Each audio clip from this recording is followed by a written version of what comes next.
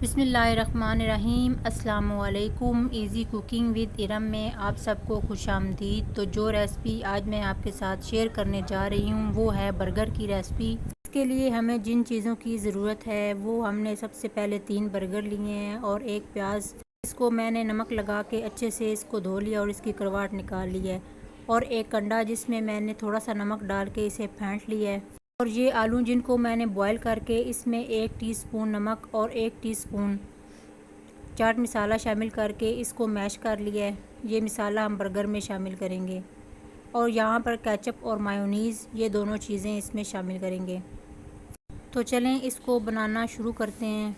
इसके लिए सबसे पहले फ्राई पैन में 2 टीस्पून घी को गर्म कर लें और जो आलू वाला मसाला हमने बनाया है उसको 1 से 2 मिनट के लिए इसमें फ्राई कर लें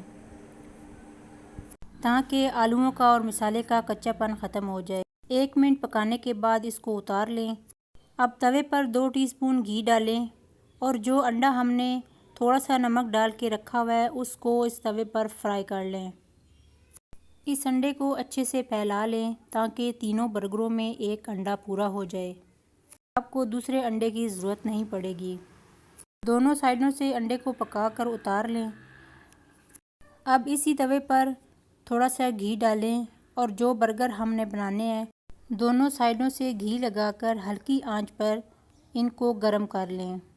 जब बर्गर दोनों साइडों से गरम हो जाएं तो इन्हें उतार लें।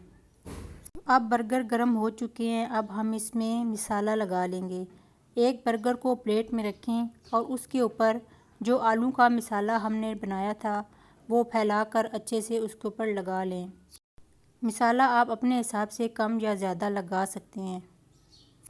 अब जो मसाला हमने लगाया है आलूओं वाला उसके ऊपर प्याज़ों को अच्छे से फैला दें।